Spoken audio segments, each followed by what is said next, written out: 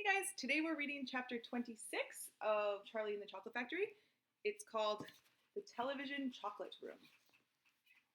The TV family, together with Charlie and Grandpa Joe, stepped out of the elevator into a room so dazzlingly bright and dazzlingly white that they screwed up their eyes in pain and stopped walking.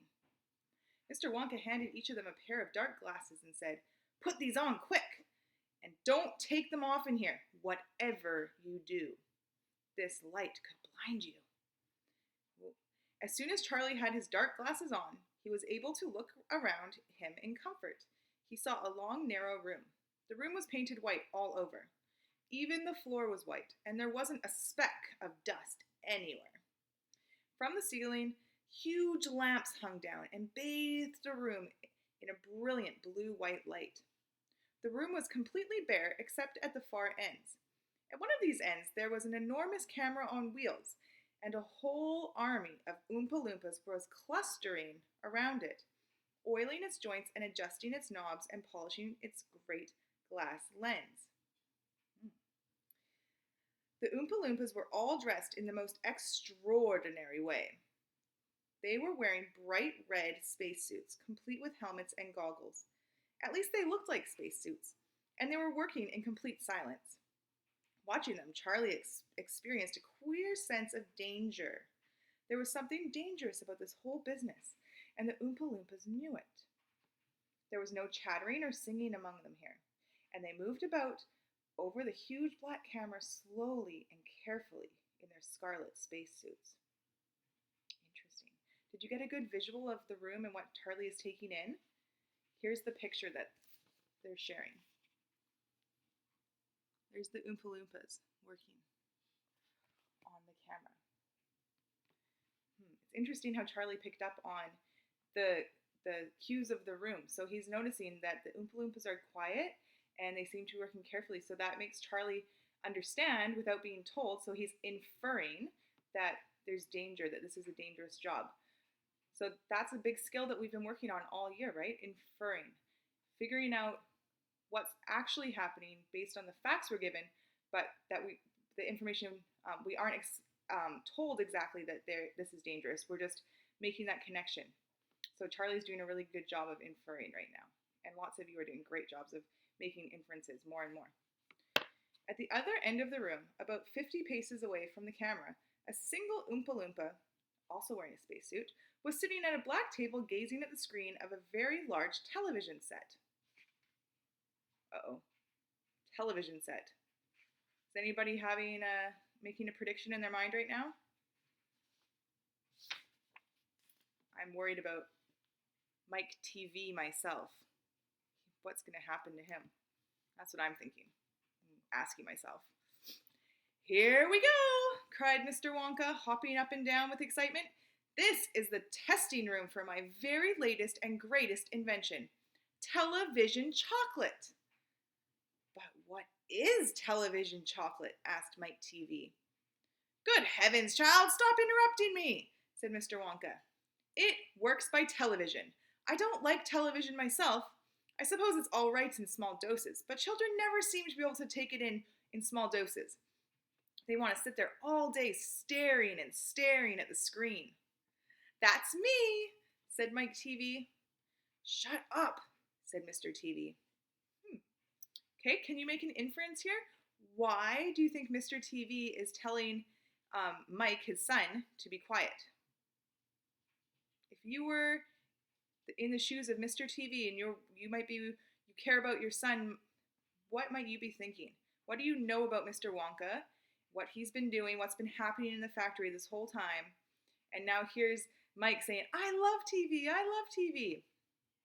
I'm making the inference that Mr. TV, Mike's dad, is really scared that Mr. Wonka is going to teach his son a lesson like he's been teaching the other kids a lesson.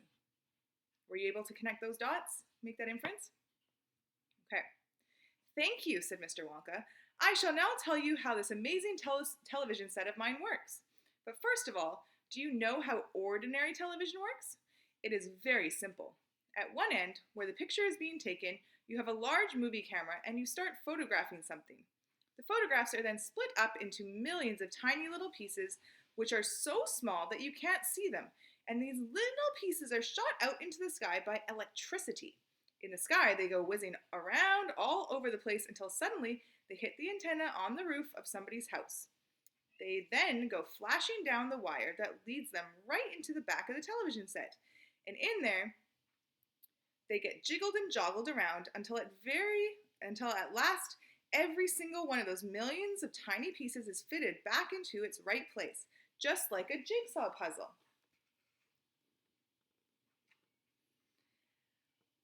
Sorry, a little cat interruption there. Okay. And presto! The photograph appears on the screen. That isn't exactly how it works, Mike Teavee said. I'm a little deaf in my left ear, Mr. Wonka said. You must forgive me if I don't hear everything you say. I said that isn't exactly how it works, shouted Mike Teavee. You're a nice boy, Mr. Wonka said, but you talk too much.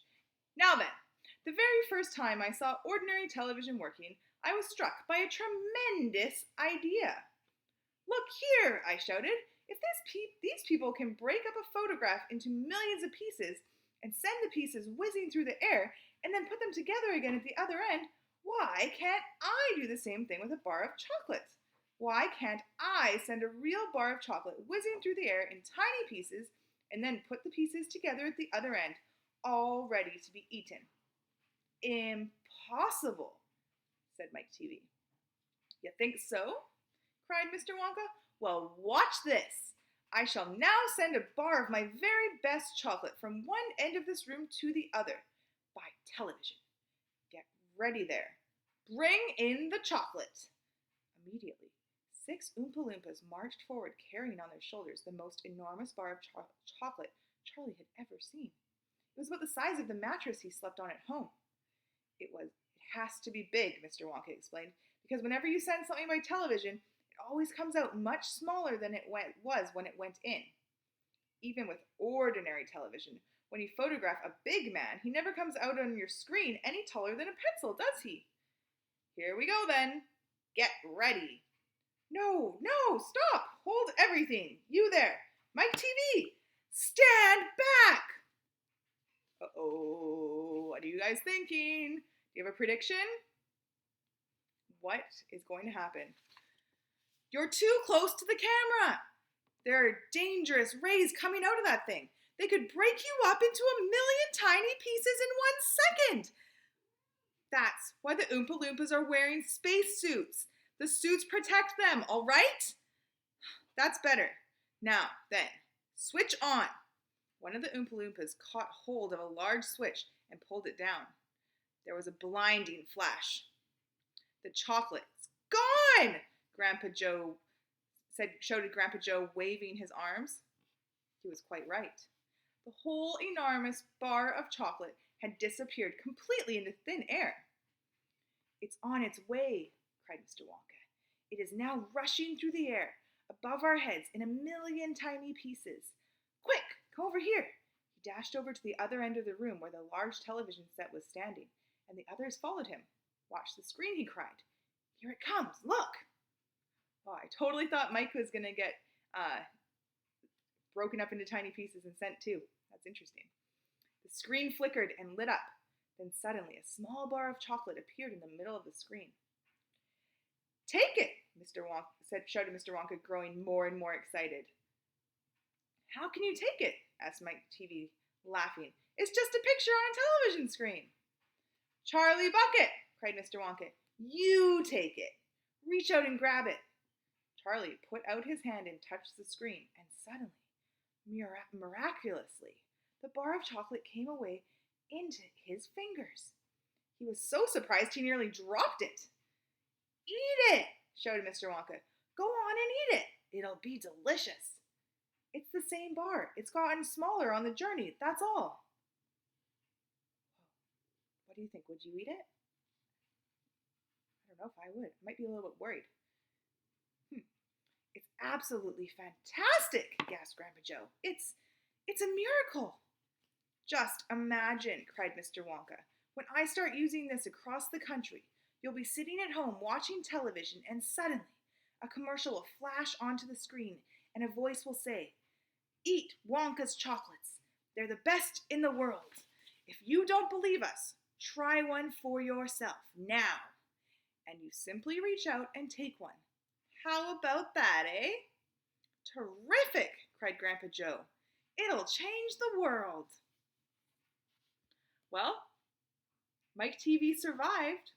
My question to you now is, what is your prediction about what's going to happen to Mike TV next? Do you think that he's safe? Nothing happened in this chapter. So do you think he's safe, or do you think Mr. Wonka still has something up his sleeve for Mike TV?